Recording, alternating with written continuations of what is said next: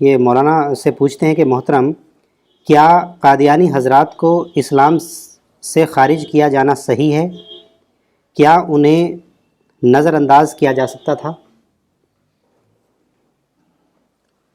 دیکھیے، میں فتویٰ ایکٹیویزم کے خلاف ہوں. فتویٰ ایکٹیویزم کو میں ایک بدعت سمجھتا ہوں، بدعت، انوویشن. آج کل چلا ہوا نا ہر بات فتویٰ. صحابہ کے زمانے میں ایسا نہیں ہوتا تھا. وہاں کیا تھا؟ وہاں یہ تھا کہ ان کو سمجھاؤ، ان کو سمجھاؤ. آج کل کیا سمجھانے کی کوشش نہیں کرتے، بس فتویٰ شروع کر دیتے ہیں. تو قادیانی مسئلہ جب پیدا ہوا تو انہوں نے فتویٰ شروع کر دیا. میرے علم کے مطابق کوئی بھی قابل ذکر عالم نہیں تھا جو ان سے ملا ہو اور ان سے بات کرے، سمجھے معاملے کو. بس فتویٰ فتویٰ فتویٰ. میں اس ساری کارروائی کو بالکل غیر اسلامی سمجھتا ہوں. اسلام میں فتویٰ بازی نہیں ہے، اسلام میں دعوت اور تبلیغ ہے. یاد رکھیے، اسلام میں فتویٰ ایکٹیویزم نہیں ہے، اسلام میں دعویٰ ایکٹیویزم ہے. ایک آسپیکٹ یہ. دوسری بات آسپیکٹ یہ ہے کہ اس میں پہلا کام ہے اپنی غلطی کو ماننا. پہلا کام یہ نہیں کہ آپ ان کے خلاف ایک اور فتویٰ جڑ دیں. کیا سب سے پہلی سوچنے کی بات ہے کہ یہ مسئلہ پیدا ہوا کیوں؟ آپ مجھے بتائیے کسی بڑے عالم کا نام جو اس بات کو نہ مانتا ہو. سب مانتے ہیں کہ اسلام مکمل مذہب ہے، رسول اللہ مکمل نبی ہیں. جب مکمل ہو گئے تو اب دوسرا کیوں آئے گا کوئی؟ اس ثبوت کیا دیتے ہیں کہ انسانیت جو ہے 7ویں صدی عیسوی میں اپنے بلوغ کو پہنچ گئی تھی. بلوغ کا مطلب میچورٹی. یہ سب سارے علماء کہتے ہیں. بولی یہیں سے پیدا ہوئی ہے قادیانیت. تو میرے نزدیک نمبر پہلے ذمہ دار ہیں ہمارے علماء. دوسری ذمہ داری ہے قادیانیوں کی. کسی کو اس سے اختلاف ہو تو مجھے بتائے کہ کون عالم ہے جو اس نے ایسا نہ کہا ہو. مجھے اس کا نام بتائیے. سب نے یہی بولے ہیں کہ جب اس انسانیت بلوغ کے درجے میں پہنچ گئی، یعنی میچورٹی کے ایج میں پہنچ گئی، تو اب نئے نبی کا ضرورت ہی کیا ہے؟ اب تو جو نبی آ گیا وہ بس وہی کامل ہو گیا. یہ آرگومنٹ بالکل ہی بیس لیس ہے. یہ میں نے آج بتایا آپ کو.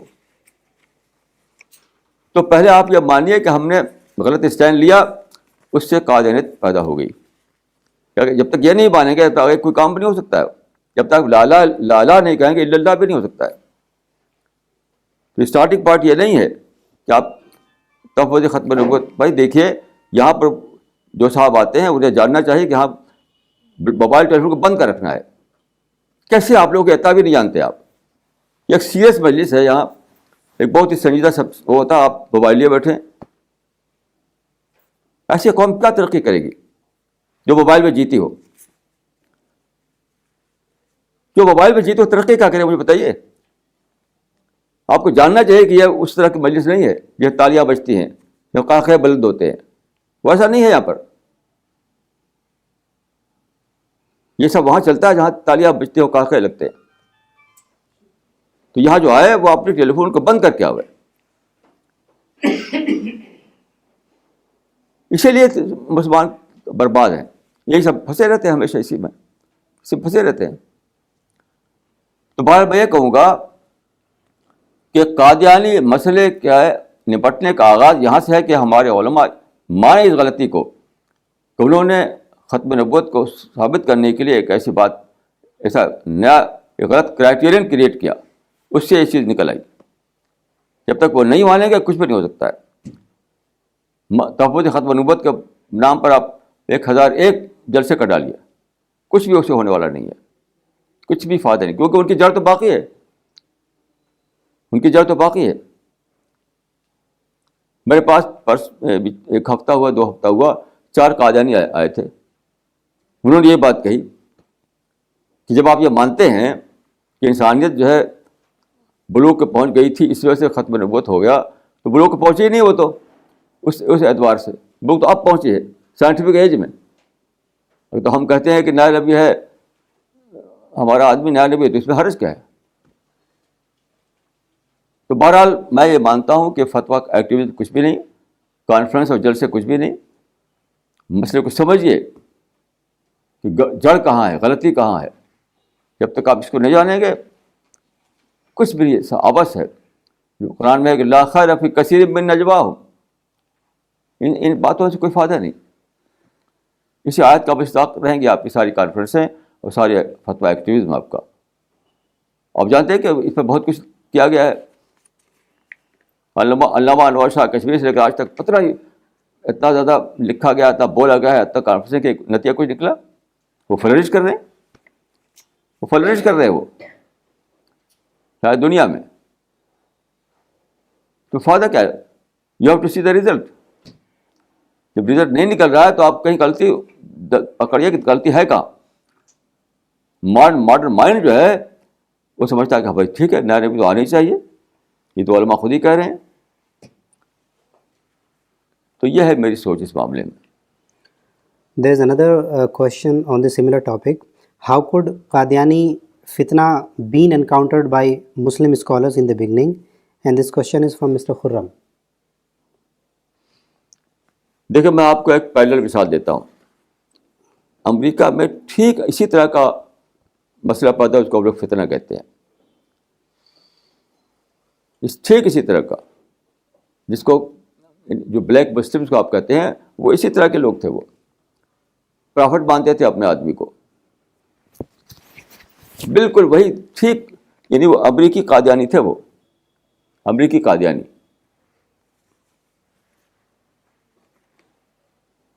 لیکن آج جو ختم ہو چکا ہے, وہ مسئلہ ختم ہو چکا ہے آج.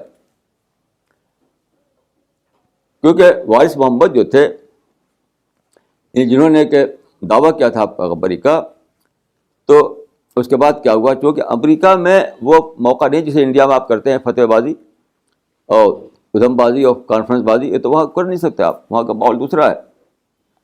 وہاں آپ یہ سب نہیں کر سکتے کہ فتویٰ دیں, کانفرنس دیں اور مارو کاٹو کریں, وہ چل نہیں سکتا یہ کلچر. تو کمپلسیولی مسلمانوں نے وہی کیا جو میں کہہ رہا ہوں. کمپلسیولی یعنی بات چیت, ڈسکشن, یہ ہوا وہاں پر, کمپلسیولی ہوا. اگر وہاں بھی اگر آزادی ہوتی رہی انڈیا پاکستان جیسی, تو وہاں بھی ہنگامہ کھڑا کرتے لوگ. تو کیا ہوا کہ وہ سب پھر ان کا ذہن بدلا. یعنی باپ نے دعویٰ کیا تھا, بیٹے تک آتے آتے معاملہ بدل گیا. بیٹے کو یہ لے گئے حج کرانے کے لیے.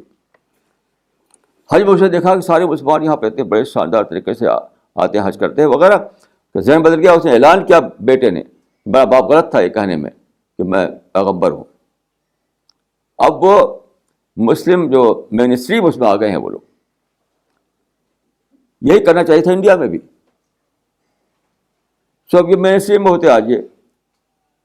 یہ آپ اس کی ہسٹری پڑھیے, وہاں کے جو بلیک مسلم سے ان کی ہسٹری پڑھیے. ٹھیک وہی معاملہ تھا وہاں پر, وہی مسئلہ تھا وہاں پر جو انڈیا میں پیدا ہوا. لیکن انڈر کمپلشن انہوں نے کیا کیا کہ بات چیت کی, ڈسکشن کیا, سمجھایا بجھایا, اور یہاں تک کہ ان کو لے گئے وہاں پر حج کروانے کے لیے. سب مسئلہ ختم ہو گیا. وہ منسٹری میں شامل ہیں. وہ میں نے خود ان کے بیٹے کی تقریر سنی ہے جب امریکہ گیا تھا. وہی تقریر کرتے ہیں وہ بھی جو عام علماء کرتے ہیں. تو علماء نے غلطی یہ کی کہ اس کو دھوم بازی کا مسئلہ بنا لیا. ان کے خلاف مقدمہ قائم کیا گیا, ان کو مارو, ان کو کاٹو, یہ سب کیا گیا. سمجھانا بجھانا نہیں, پرسویٹ کرنا, ڈسکشن کرنا, یہ کیا ہی لیا ہمارے علماء نے. مناظرہ بازی کیا لوگوں نے. تو اس کی سزا بھگتی ہے آپ, اس کی پرائز ہم دے رہے ہیں آج. کیا اور ان کو اور طاقت مل گئی. تو وہی کرنا چاہیے تھا جو امریکہ میں لوگوں نے کیا بلیک مسلمس کے معاملے میں, وہ یہاں بھی کرنا چاہیے تھا. تو کچھ بھی نہ ہوتا, آج وہ منسٹری میں داخل ہوتے. وہ This question is from Maulana Zakwan. Does the reasoning given by Qadianis for the need of a new Nabi in today's situation valid?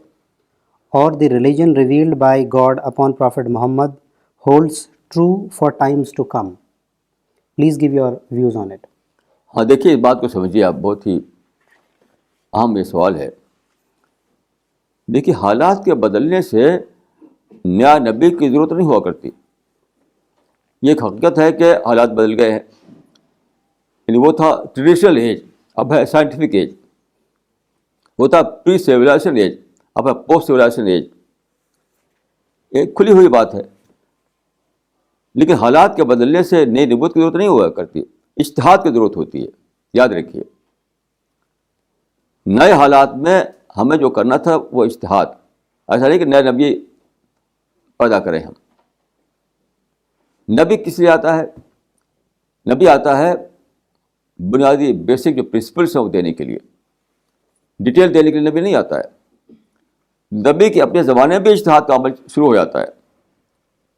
مشہور واقعہ آپ جانتے ہیں کہ رسول اللہ صلی اللہ علیہ وسلم نے کچھ صحابہ کو بھیجا بنو قریظہ کے بستی کی طرف, اور آپ نے فرمایا جاتے ہوئے, یعنی مدینے سے گئے تھے وہ لوگ, لا یصلین احدکم العصر الا فی بنی قریظہ. بنو قریظہ کے پہنچ جاؤ ان کی بستی میں, تب نماز پڑھنا عصر کی. تو کھلا آپ نے ان کو حکم دیا تھا تاکید کے ساتھ. لا یصلین کا مطلب بہت تاکیدی کہا آپ نے. تو کیا ہوا, جب صحابہ وہاں قریب پہنچے تو سورج ڈوبنے لگا. تو کوئی نے کہا تھا کہ آپ نے فرمایا ہے کہ نماز عصر کے مت راستے میں پڑھنا, وہاں پہنچ کر پڑھنا. تو کچھ صحابہ نے اجتہاد کیا. یہ بھی صحابہ کے زمانے کا اجتہاد ہے, یہ رسول اللہ کے زمانے کا اجتہاد ہے. یہ انہوں نے کچھ لٹرل طور پر لیا اور کہا کہ نہیں ہم وہیں جا کے پڑھیں گے.